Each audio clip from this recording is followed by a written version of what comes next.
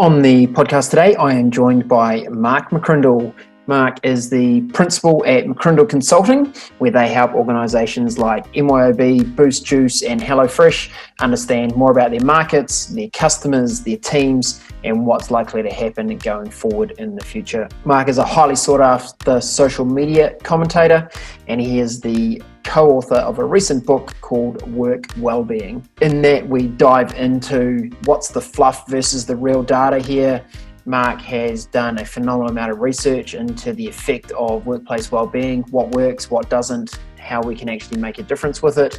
We discuss how smart leaders today don't just tick the box on workplace wellbeing with a bit of yoga and a fruit bowl, but how they embrace it and live it every day as an example to others. We discuss some really practical tips just on how you can get started in the workplace wellbeing front, and we learn why sometimes the best thing to do as a leader is to get the hell out of the way. Please welcome Mark McCrindle.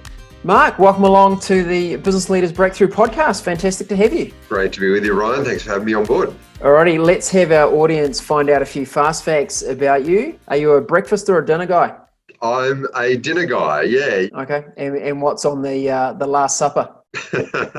Probably a vegetarian pasta always goes well. Definitely some chocolate at the end, so I'm not a total health freak at all. I like the way you roll. Already on holiday, are we likely to find you bungee jumping or lying on the pool lounger? Oh, definitely adventure. I have been partial to a few bungee jumps in my time and occasional rock climbing or skydiving, so I like to try something new. Mate, you got it. I like the action adventure. Alrighty, you're an author yourself, Mark, and we're going to talk about your book, your most recent book. Looking forward to that discussion. But tell me, when you're reading yourself, are you an electronic or a real book kind of guy?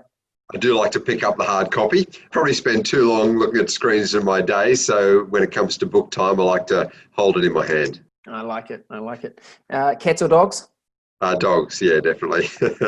Sold. Good. Right, we can keep going. And what's your routine, Mark? Are you an early riser or a night owl? Yeah, I tend to get up early. Young family, young kids, so that sort of helps in that space. But yeah, I like to get the day underway and get some things done early. Yeah, and is there anything particular in your morning routine that you know you have to nail to set yourself up for a good day? I do like to get out and do a bit of exercise, nothing totally strenuous, but definitely, for me, I am refreshed getting into the bush and lots of bushland around where we are. So nothing like a quick jog or a walk into the nature to I think reset the compass for the day.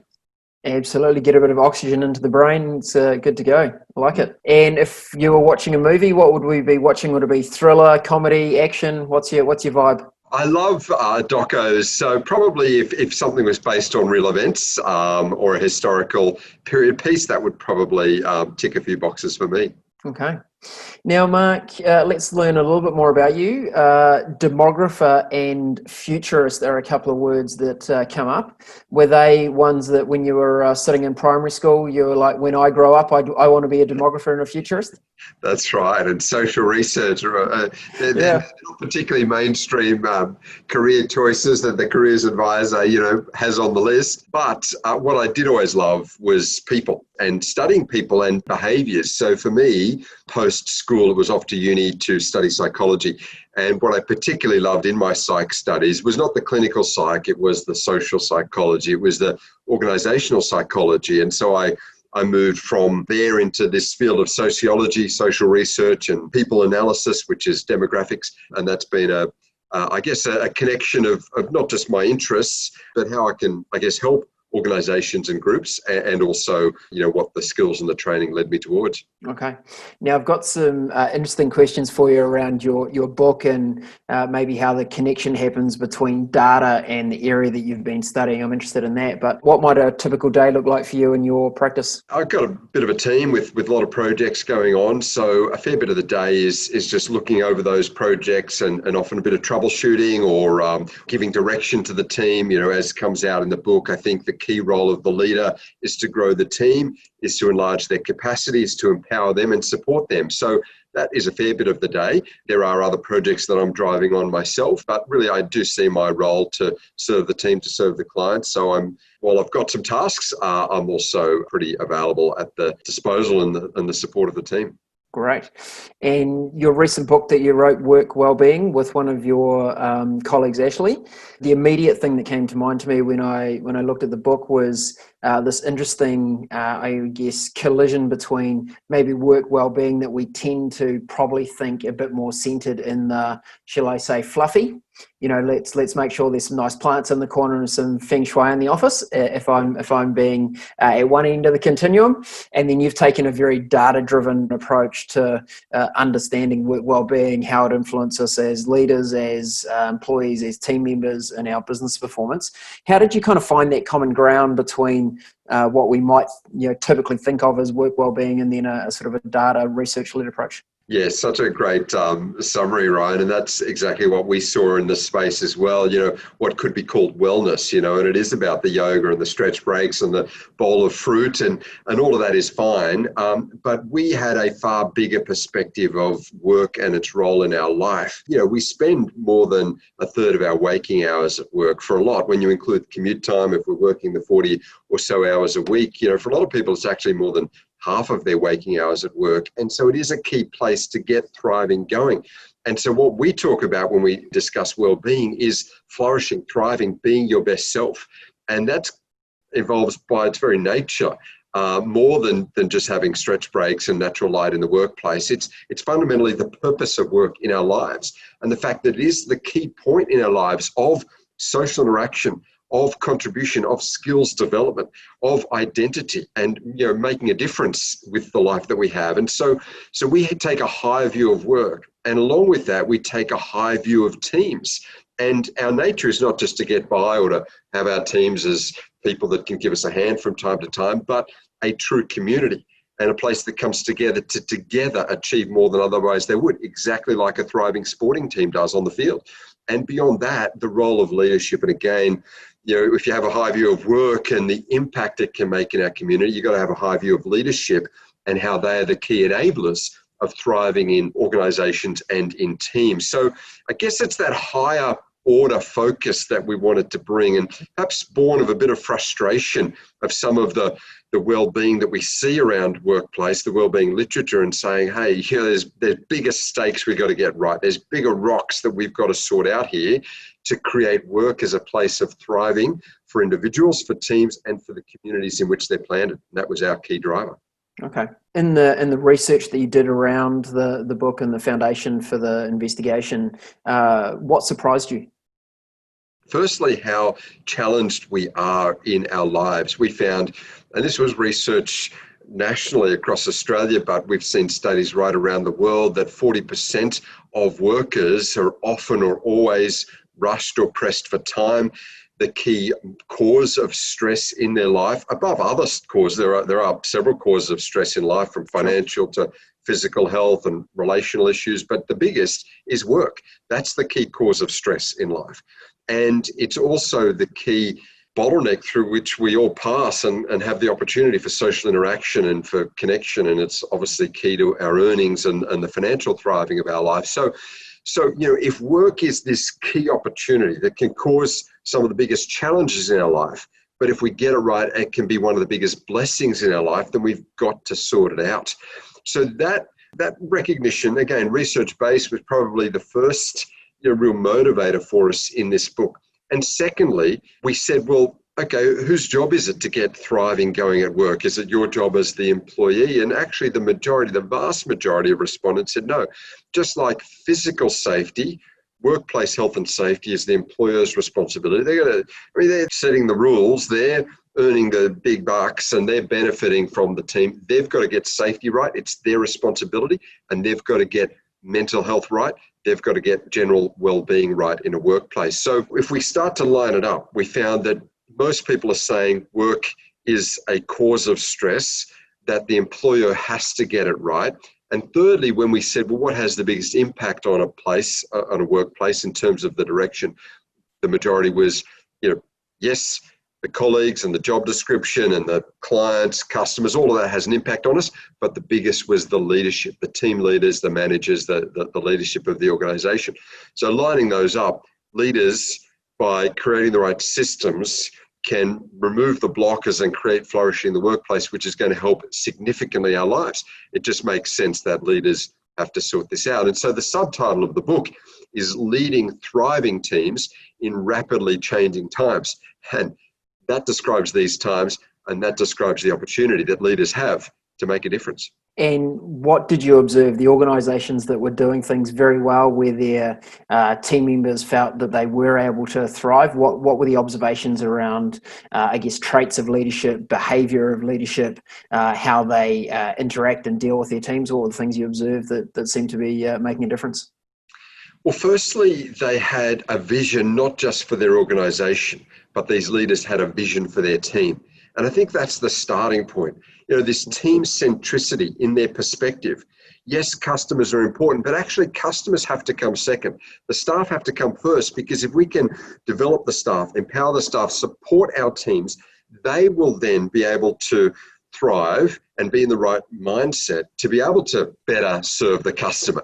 Mike, can I ask a question there? Did leaders take that people-centric? Did they get formal about that? Did they have purpose statements that they'd worked on with their team to arrive at those outcomes? How kind of formal did they get about that, or was it more an observation? You see some leaders naturally bring their teams and put them front and center, and that's kind of worked well. How did that process work?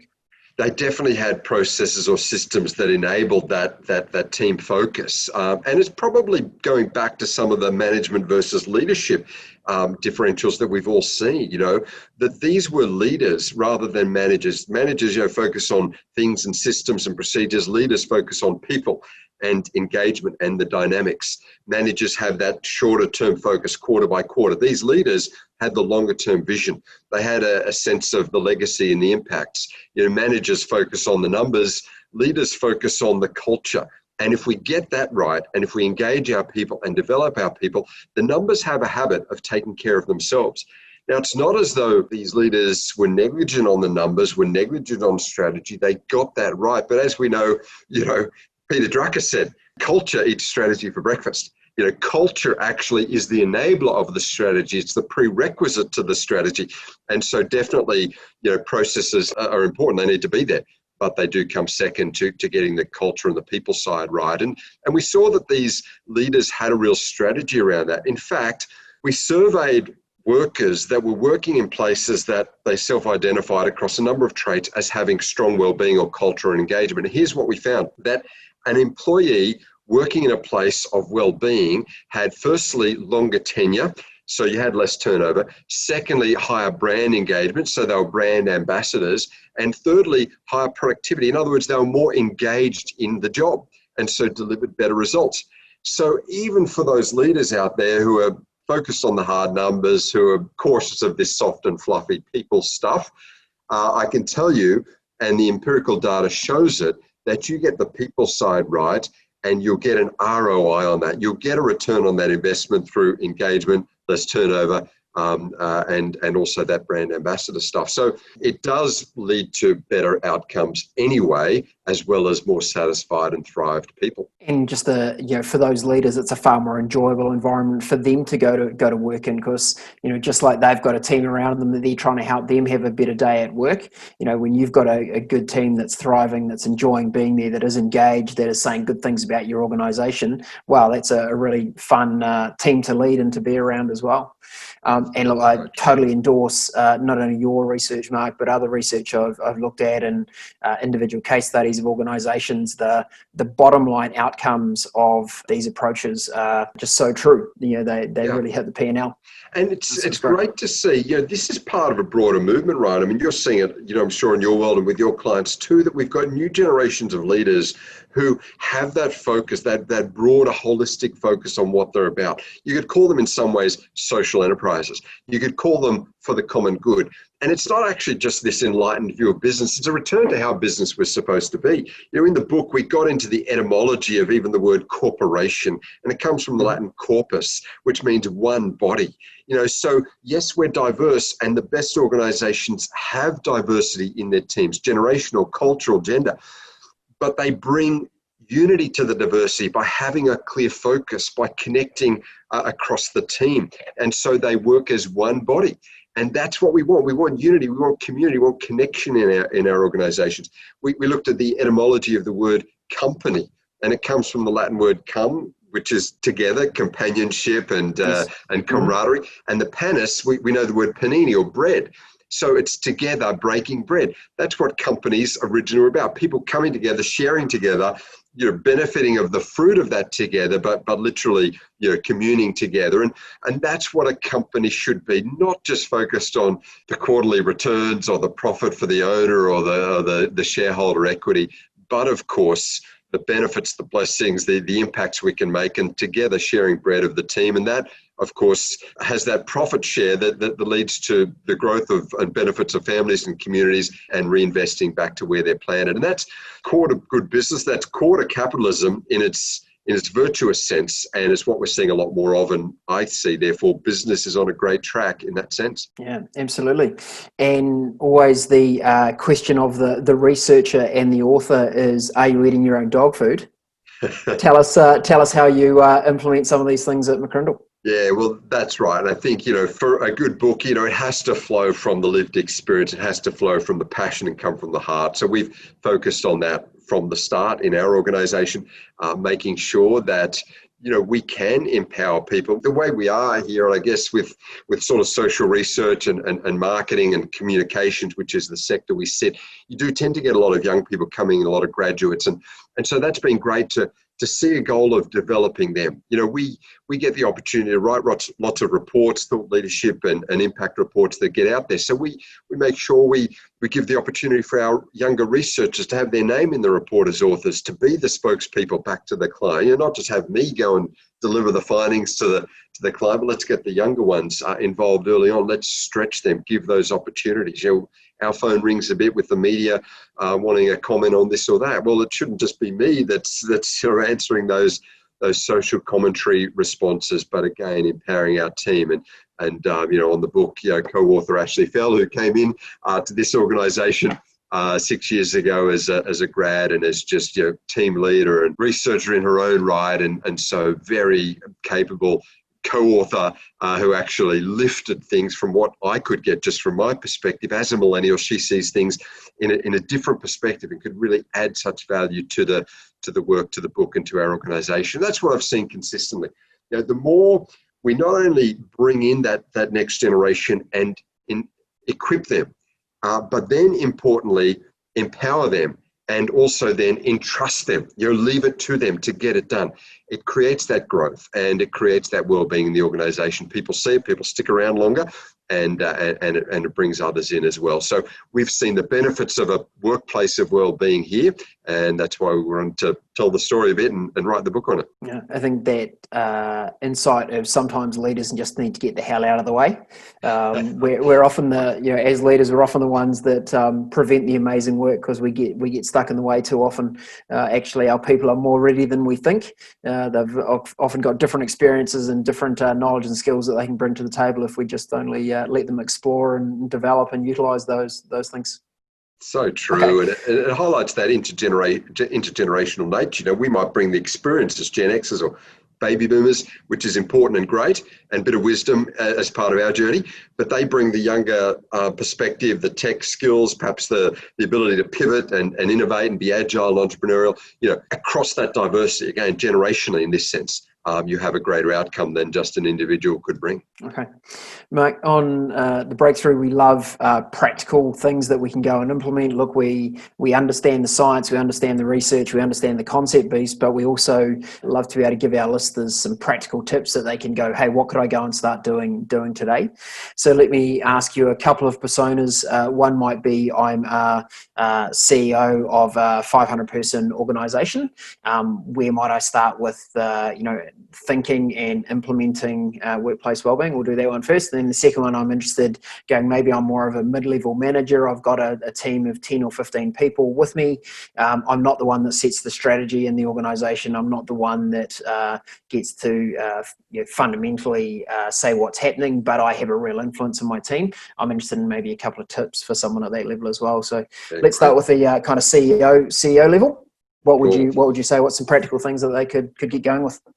Well, The first point I would say is that, well-being can't be a program. It has to be a culture. It has to be something that we believe and we're passionate about and we see the benefit of. It has to be, in other words, a championing of our team, not just a bolt-on practice or veneer.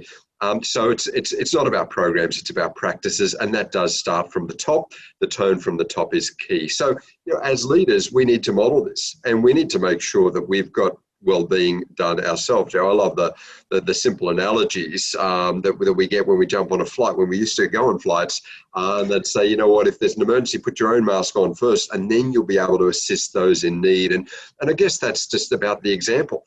And so leaders need to model this first. They need to have it as part of their core and champion their team. We say it shouldn't be about the next program, it should be about the next generation. So if we have that longer term vision, if we have a focus on the legacy, that's going to help set these systems up as well. A lot of leaders are focused on the immediate return, but with something like well-being or culture shift or empowering and enlarging our team's capabilities, it does have a longer perspective. We said in the book, the success of a leader is measured not in what they achieve in their tenure, but what they set in motion. So making well-being part of how they live, exemplifying it, making sure it's integrated rather than just programmatical, and making sure they have that longer-term vision, they are all key. Yes, let's get the natural light and the atmospherics and the ergonomics right. That matters. If people want the standing desk, let's encourage that. Let's have the stretch breaks. Let's be healthy and encourage that around a workplace in the physical space. We have a little 3-letter equation: well-being equals CPI, and it's not the consumer price index, it's not an economics one. The C is culture, and we discussed that a little bit already. The P is purpose. Share the vision, highlight what is happening, the difference that this organization is making, because this next generation, they don't want a job, they want an opportunity.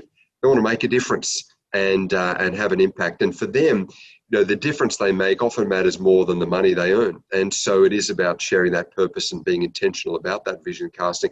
And the I of the CPI stands for impact.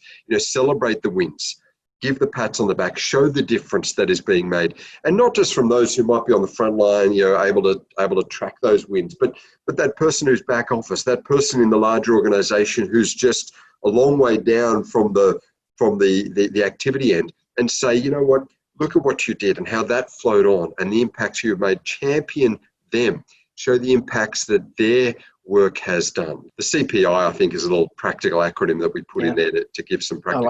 I like it. So what I see overarching all of that is a genuine care for people. So start with the genuine care. Coaching, we know, a critical part of being a leader, but actually if you start with how are you as a person, how are you doing as a person, what's going on for you in your world, how is that contributing or detracting from what you've got going on in your work, give us some insight. It's always a good place to start. Yeah, totally. The purpose piece, I know I've seen organizations really struggle with this. Look, it's really easy when you're a charity and you're helping fund for medical research. It's going to save lives, and it's really easy to arrive at purpose. How do organizations arrive at purpose when they're widget makers? Yeah.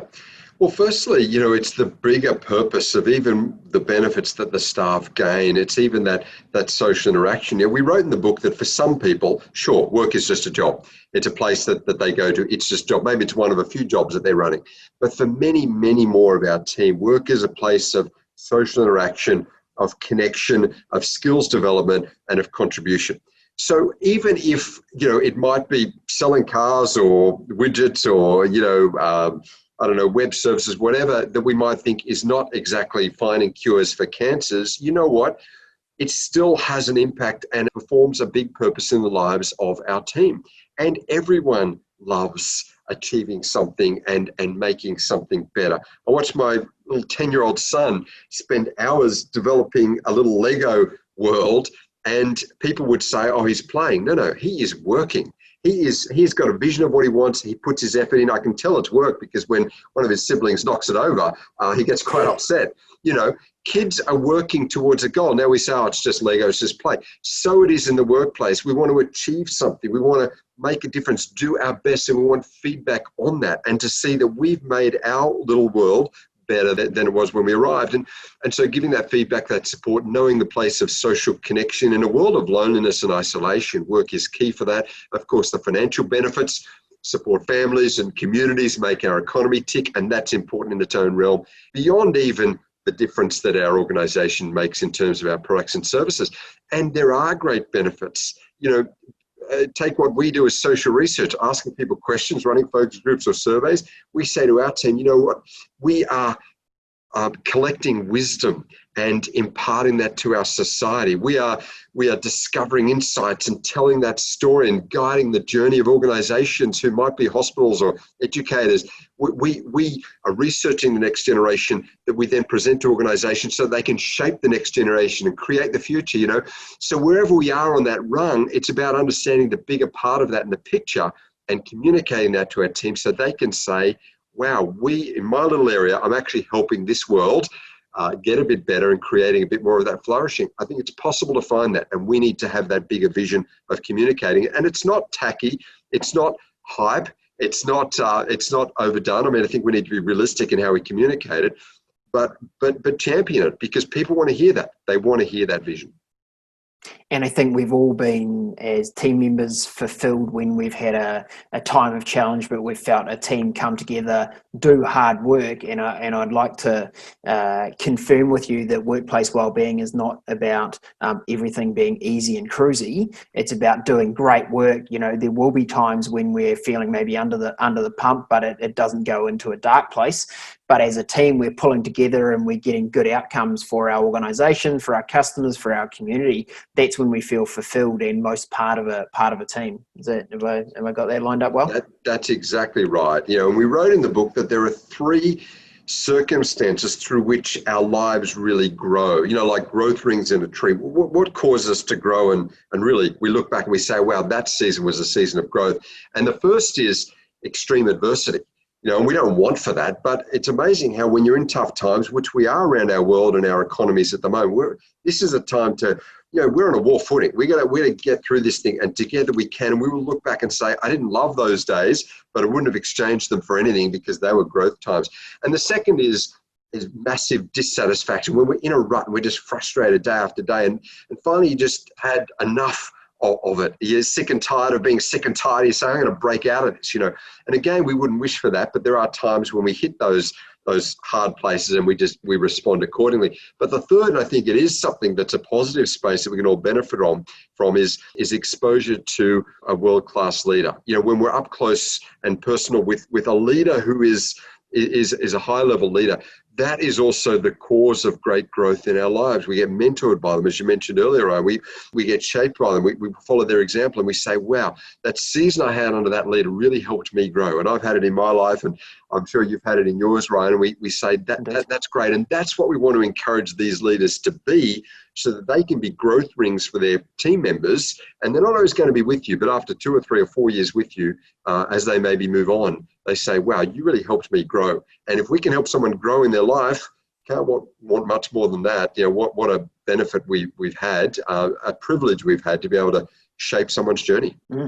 I had Gihan Pereira, which you may know, fellow Australian, also a futurist, and he talked about the importance of reverse mentors. So yes. Not only us, looking up to maybe leaders that are more senior and more higher in the hierarchy, but the importance for us as leaders in our organisation to connect to other individuals who are maybe younger, bring different experiences, come from different generations, and the meeting of those two, how it can be a really powerful experience for both people involved in that situation. Yeah, so true. And that's that second persona you asked me to discuss then. Well, what about those who aren't leaders? What about those who are just in the team? How can they, if it's all about leaders changing things, what's their role? And we said that no, we've got a whole chapter in the book on being a well-being champion, because these days, as you said, with reverse mentoring, it's not just those who have the power or those who are at the top of the tree who actually shape things.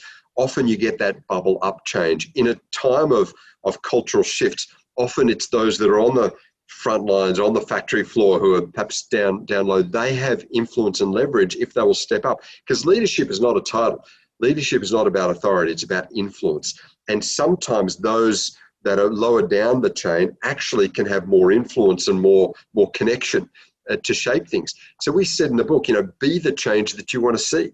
If the place has got a toxic culture, if the social dynamics are a bit dysfunctional, if people aren't being included, then be the one to go and start to build those links and start to mentor and shape those. You might not be able to change the organization, let's be realistic, but you can change those individual lives. You can change your area. You can move into a team leadership role and change your department. And that is key. And there are practical strategies in the book we've got that discuss this. But culture is not owned by the leader. It's owned by all of us, and it's shaped by all of us and how we participate. And regardless of the direction of the wind, we all get the chance to adjust the set of our sails.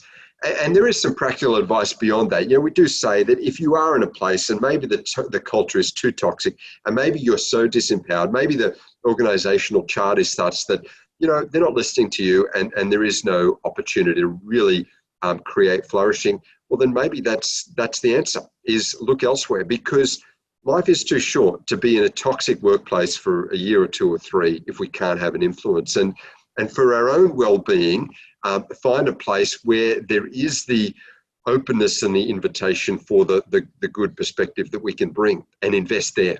And so it is about being upskilled and employable enough. It is about being future-proofed enough to be able to move jobs, move locations, and have an impact in a new place. And sometimes that's the answer for people, not just grinding away in a place where there really is no future there. Totally agree. And Mark, I see the impact of culture. We really experience culture with the 5, 6, maybe 10 people that we work with every single day.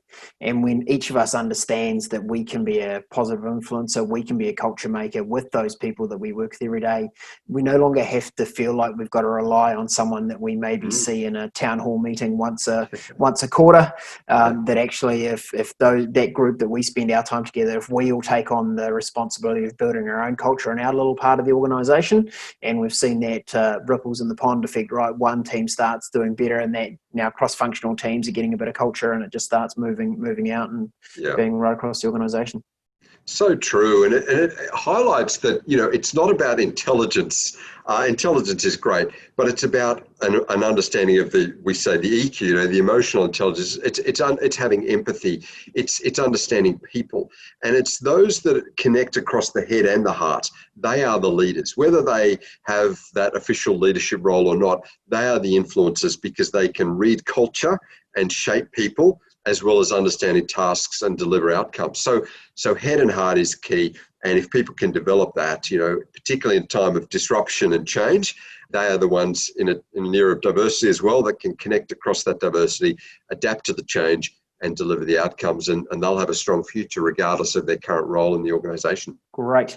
Mark, I'm sure we've got a whole lot of listeners going, get me a copy of that book. Where can people find it?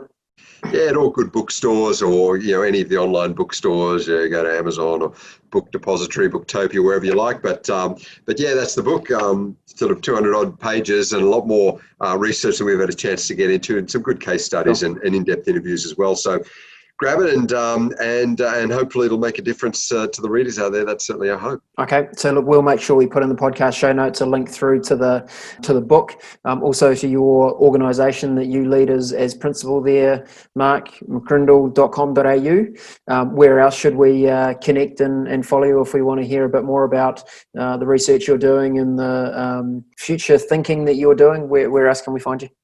Well, we try to set free as much of the research as we possibly can. We believe that research is at its best when it's not only available for all, but accessible in a visual sense. So we create a lot of infographics, a lot of visual summaries, and we put all these reports up on our website, McCrindle.com.au.